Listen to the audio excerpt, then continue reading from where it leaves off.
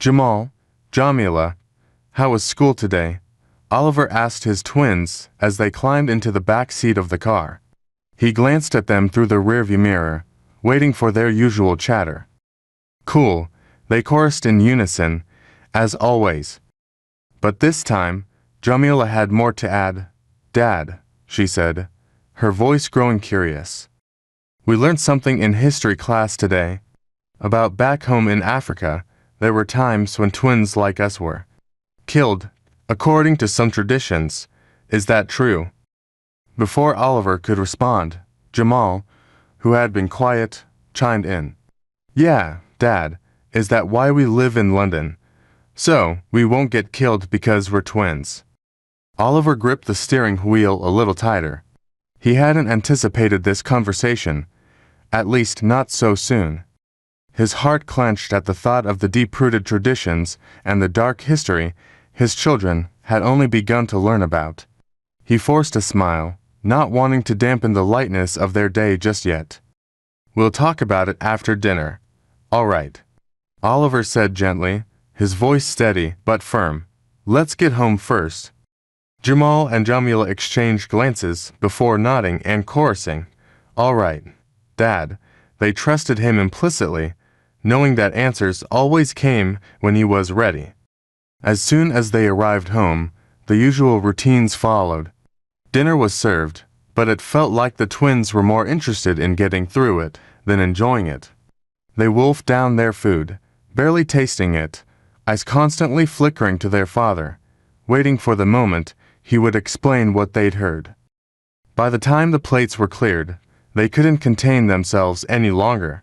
Jamila, always the more outspoken, leaned forward, her hands gripping the edge of the table. Dad, she started eagerly, her voice almost a whisper, can we talk now? Is that why you ran to London with us? For us not to be killed? Jamal, sitting beside her, nodded, equally expectant. Oliver sighed deeply and smiled, though the weight of what he was about to share sat heavily on his chest. And Oliver, for a moment, simply looked at his children, their bright, eager eyes, their innocence. All right, he began, his voice soft but serious. What you heard in class today is part of a sad history, but it's true. In some parts of Africa, there were traditions and beliefs that saw twins as something unnatural. Some people believed twins brought bad luck or were cursed, and because of that, terrible things happened. But Oliver paused, seeing the horror slowly creeping into Jamal and Jamila's eyes. He quickly added, let me tell you a story. Many seasons ago, in a village called Amagbo, a woman named Ifeoma gave birth to twins, a boy and a girl. In Amagbo, twins were seen as a bad omen, believed to bring misfortune to the family and the community. Immediately the twins were born, the midwives sent a message to the king to announce the arrival of the bad omen. The tradition of the village is that the parents of any born twins will come with the twins to the village square the following day to allow the mother to have strength, and from the village square the whole village will escort the parents to go and throw the twins inside the river or go and place them beside the evil forest. Ikenna and Ifeoma had been married for 24 years without Ifeoma conceiving at all. The twins were the first conception in 24 years, and this brought sorrow and agony to both Ikenna and Ifeoma because they would lose their first and seemingly only chance of bearing children because they are getting old. On the night of the delivery day, Ifeoma and Ikenna wept bitterly, and Ifeoma said, I am so convinced that these children are special and I want us to name them tonight, before throwing them away tomorrow. They named the boy Obiora and the girl Obioma. The couple arrived at the village square the following morning with the twins. Ikenna said he had something to say, and the king signaled for him to go ahead. Ikenna, with eyes laced with tears, said this is the first opportunity he and his wife had to have offspring, which also looks like their only chance because of their old age. But the tradition of the village is about to dash their only hope. Ikenna, amidst sobbing, asked questions saying, What is the root cause of this tradition? Have we ever asked the oracle the root cause or the solution to this evil tradition? As he was about to ask another question, the king shouted at him to keep quiet. The king continued saying he can't allow the ancient traditions of the village to stop in his own time. He would not allow the ancestors to be angry with him. The villagers murmured amongst themselves, their faces lined with worrying. The king then commanded that Ikenna should be thrown in the prison, while he commanded that the whole village should escort Ifeoma out of the village square to go and drop the twins at the evil forest. With heavy hearts, Ifeoma placed the twins in a woven basket, leaving them at the edge of the dark forest under the cover of night. The forest was known as Onimiri, a place both feared and revered. It was said to be inhabited by powerful spirits who could either protect or destroy. As the twins lay in their basket, the night air wrapped around them like a shroud, the only sounds being the distant hoot of an owl and the rustling of leaves in the gentle breeze. Miraculously, the twins were not alone for long. A spirit named Ijele, known for her benevolence and wisdom, sensed their presence. Ijele was a guardian of the forest, a deity who watched over all creatures within its bounds. She took pity on the helpless infants and decided to raise them as her own. With a wave of her ethereal hand, she summoned the creatures of the forest to aid her in nurturing the twins. The birds sang lullabies, the animals brought food, and trees provided shelter. Ikenna was released from the prison after 10 days and was warned by the king not to ask such questions that could cause unrest in the village again. On getting home, Ikenna, who was expecting to meet a sorrowful wife, was met with a joyous Ifeoma who welcomed him excitedly. At first Ikenna thought his wife was only happy to see him return, but after he settled down at home, Ifeoma told him what brought about her joyous mood. Ifeoma said, on getting home the day the children were dropped at the forest, she could not sleep at night, but all of a sudden she felt a presence around her and fell asleep immediately. Ifeoma said she had a dream where she saw herself in the forest in front of a spirit who called herself Ijele. The spirit said Obiora and Obioma are special children and she had taken them under her care. In that dream she also said I should breastfeed them, which I did. After breastfeeding them, she told me that when I wake up the following morning, I should come to the same place where I dropped the children and I will see a sign. Waking up the following morning, I quickly rushed to the place where I dropped off the children and saw a big and beautiful coal in it that I've never seen before, so I brought it home. That same night, I brought the coal in it home. I had another dream where I found myself in front of Ijele again, and she told me that any day we want to see our children, we should eat from the coal in it and come into the forest without fear. She also told me to breastfeed Obioma and Obiora again, which I did. After I woke up, she also said the coal in it cannot finish. Ikenna opened his mouth wide while his wife was telling him all that happened. Having mixed feelings of curiosity and joy, Ikenna asked his wife for the coal in it so that they can go and see their children right away. Both of them ate from the coal in it and headed for the forest, moving in such a movement that wouldn't call the attention of the villagers. The coal in it opened their eyes to see spirits and other extraterrestrial beings, put a mark of protection on them that no spirit or dangerous animals could attack them, and also made their instincts to know the direction to go in the forest. Their instinctive directive took them to Ijele's house deep inside the forest. They were welcomed by Ijele herself while she ushered them in as special guests to her house. They were marveled when she introduced herself as Ijele. Ikenna gathered a bit of boldness to mutter a question amidst fear and said, "You mean, you are Ijele the spirit?" Ijele told them not to be scared, that they were able to see her, her house and many other things in the forest. That's because of the coal in it they ate. Ordinary human eyes would not see her and her house. Ijele then ushered them to their seat. As they were talking, two women in their late 60s walked in, one carrying Obiora and the other carrying Obioma. The sighting of the twins made Ikenna and Ifeoma happy, and they both thanked Ijele for saving their children. Ijele introduced the two old women as Chedachi and Amarachi, the twins she saved many years ago from the same tradition of their Amegbo. Ijele then told them the story of how the tradition of killing twins started in their village. Many seasons ago in Amegbo, Hikeagu, who was the third king, loved his wife dearly, but could not give birth to any child. And at old age the Creator wanted to bless him with double blessings, so his wife was pregnant with twins, a male and a female.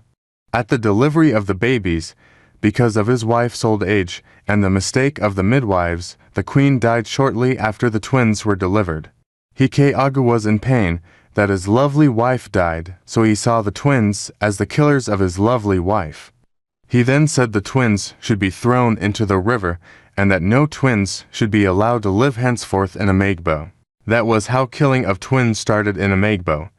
The river and this forest is filled with the spirit of dead twins, and in the bid of trying to stop the killing of twins in Amegbo, your family was chosen for the task. Obiora and Obioma will be taken good care of by Chetachi and Amarachi. Anytime you want to see Obiora and Obioma, take another bite from the cola and come into the forest, because immediately you step out of the forest the effect of a bite will expire. As adults, I don't need to warn you that everything you have seen so far should be kept as secret. Ikenna and Ifeoma replied saying we understand, and Ikenna said we won't tell anyone about it. Hijele continued and said the two of them will become very rich and other things will follow. Ikenna and his wife got back home so happy. Many villagers who were expecting them to be sad were surprised to be seeing them happy and lively.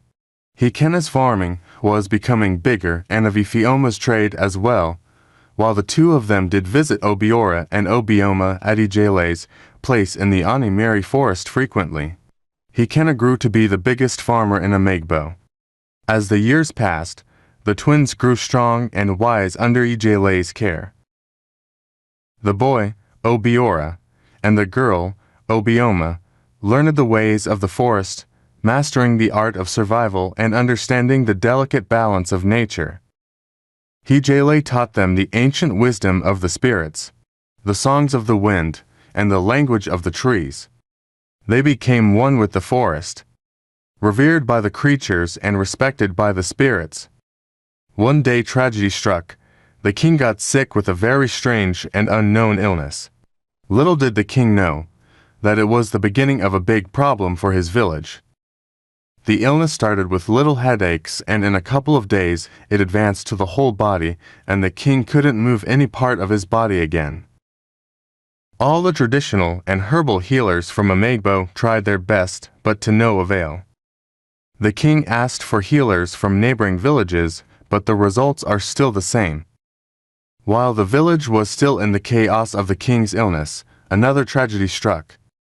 Some strange insects entered all the farms in Amegbo and ate all the crops in the night. At the wake of the following morning, the whole village was thrown into crisis. When the news got to Ikenna, he also rushed to his farm to check his losses, but was amazed to meet all his neighboring farmers surprisingly looking at his farm, because his farm was the only farm that wasn't touched by the insects. The king sent for the chief priest of Amegbo to speak to the gods about the troubles that had befall the village. When the priest arrived at the palace, he did all the necessary things to communicate with the gods, but there was no response. The chief priest told the king that the situation had passed his level because the gods refused to respond. The priest said he would send for the chief priest from a very far village that is more powerful than him. He then sent for the chief priest from Alugwanta, who arrived at the palace in 5 days. At his arrival, he consulted his divination and asked the king, "Who is Ikenna, the husband of Ifeoma, the father of Obiora and Obioma?" The king and all that were present at the palace were surprised at the request of the guest priest, because they thought Obiora and Obioma should be forgotten names. The king replied and said, "Ikenna's twins were killed many years ago. How come their names came up?" The guest priest said the solution to all the village problems, including the king's health, is in Ikenna's hands. The king immediately sent for Hikena and Hephioma his wife. And at their arrival to the palace, the chief priest of Amagbo, who was still at the palace, asked Hikena what he knew about the cause of the calamity happening in their village. Hikena said he didn't understand the question, and in fact, he doesn't know anything about it. The king shouted at Hikena, "The oracle said the solution is in your hands. I was also told that your farm is the only farm in Amagbo that the evil insects didn't touch. What charm did you do against me and our village?" Hikena became terrified and responded to the king, "I didn't do anything wrong. Even when I was thrown into the prison, I never did anything to fight back." The guest priest then weighed in to calm down the tense situation. The guest priest told Hikena that Amagbo village needs his help to remove the calamity that befall the village and the king. The oracle said you and your wife needs to appeal to Hijele for the solution. Hikena and Hephioma looked at each other with their mouths opened, and Hikena then replied to the guest priest saying, "Give us 2 days to come back." All the people around, including the king and Amagbo priest, were surprised to hear that Hikena and Hephioma had anything to do with Hijele, the spirit in Anamiri forest. On getting home, Hephioma appreciated Hikena for the maturity he played at the palace and not say anything about Hijele. The following day, Hikena and Hephioma ate from the coal in it and headed for the Anamiri forest to see Hijele. On getting there, Hijele welcomed them and said, "It's time to stop the killing of twins." On the 3rd day, Hikena and Hephioma arrived at the palace, in the company of Obiora and Obioma, who were 20 years old, and also with Chetachi and Amarachi. All the people at the palace were wondering who the 4 people were. Hikena told the king that everyone at the palace should excuse them, except Amagbo's priest and the guest priest from Eluguanta. All the chiefs and guards left the palace courtyard.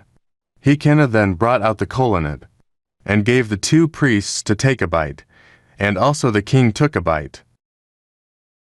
After biting the kolanut, the 3 of them were surprised and fearful when they saw Hijele standing with them.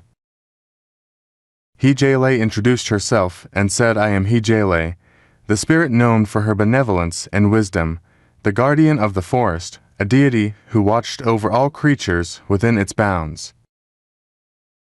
It's been a long time since the Creator wants to bless Amagbo, but the tradition of killing the transportation of the blessings to Amagbo had been holding the Creator from blessing this village. Twins are a channel of blessings from the Creator to any people that have them. And because of one person's hurt, Amagbo took up a tradition that had been blocking the blessings of the Creator from coming to this land and her people. But now is the time to stop the killing of twins." Hijele turned to Hikena to tell them the beginning of the tradition, and Hikena told them the story of Hikeagu. After Hikena told them the story of Hikeagu, Hijele then turned to the king and said, "Chetachi and Amarachi are your immediate senior sisters. They were born as twins by your late parents, but I rescued them when they were dumped at the Anamiri forest because of the tradition. Also Obiora and Obioma are the twins of Hikena and Hephioma that were thrown into the forest years ago. I rescued them too, and trained them in the ways of the spirit. Obioma will heal your illness with herbs, while Obiora will chase the spirits that had plagued the village." Hijele told Hikena to open his hand, and the kolanut in his hand disappeared. Hijele then said, "Obiora and Obioma will be with you from now on, and both of them will be channels of communication to the spirit world." Hijele then disappeared. The king started crying and said he had made terrible mistakes all his life. Mysteriously, he gained a little strength to stand and moved towards Chetachi and Amarachi and said, Our parents told me about the two of you, but I never knew I would see you in this life." He held the two of them and said, "Welcome back home." The priest of Amagbo, who just got himself out of the shock of everything that happened, told the king that he should make Obiora the chief priest of Amagbo. The king then sent for all the chiefs that went out of the palace. At their arrival, he announced to them that Amagbo is changing for good. He told them to gather everyone in the village to the village square on the next market day, which is in 5 days, that he wants to announce the new changes in Amagbo's tradition.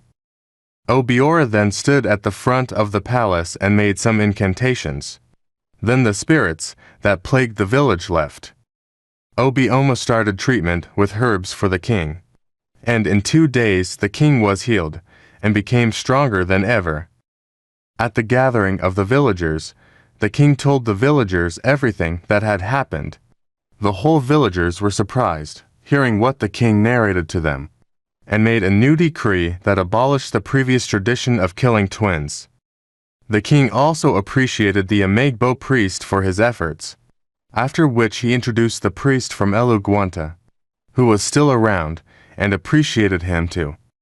After that, the king introduced Amarachi and Chetachi as his twin sisters that were rescued by Hijele. He also introduced Obioma and Obiora, and appreciated them for their help.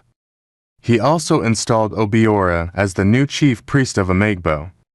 And lastly the king called out Hikena and Hifioma his wife, and appreciated them for everything that happened. The king then announced the change of the village name from Amagbo to Umuhejima, with the yearly celebration of Ijima Day. In less than 5 months, the whole village of Umuhejima had turned around for good. One of the biggest farmers, who was happy with the turnout of his farms, gave his first daughter to the king as a new wife in appreciation, and the king's new wife gave birth to twins after 9 months. But that was a long time ago. In the past, those practices ended over a century ago. Today, people celebrate twins as something special. Jamila's eyes were wide, processing her father's words. "So, that's not why we live in London." Oliver chuckled softly, shaking his head. "No, sweetheart. We live in London because it's where your mom and I built our lives. It has nothing to do with fear. In fact, if we were living back in Africa today, you would be celebrated, just like you are here." "But from the story I told you, what are the lessons you learnt?" Jamal jumped in and said, "I learnt that evil is evil no matter who is doing it, and people should ask questions when issues seems unclear." Jamila also said, "Yes, we are blessings. I am happy now." The twins relaxed visibly, but the gravity of the conversation lingered in the air. Jamal leaned back, frowning slightly. "It's weird to think people could ever believe that." "It is," Oliver agreed, nodding. "But it's also a reminder of how far we've come, and how much more we need to learn and understand. That's why it's important to talk about these things." Jamila spoke up again, her voice soft this time. "Thanks, Dad." They sat there for a moment longer, the warmth of family and understanding settling over them.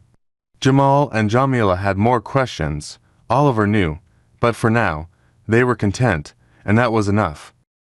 You, watching, what lesson did you learn from this story? You can comment in your language and also check out the comments section for people with your language. Also mention your country. Like this video and subscribe to this channel if you haven't, and turn on notifications so as to be notified of new uploads. Also share this channel with your friends and family. Thanks for watching. God bless you. I love you all.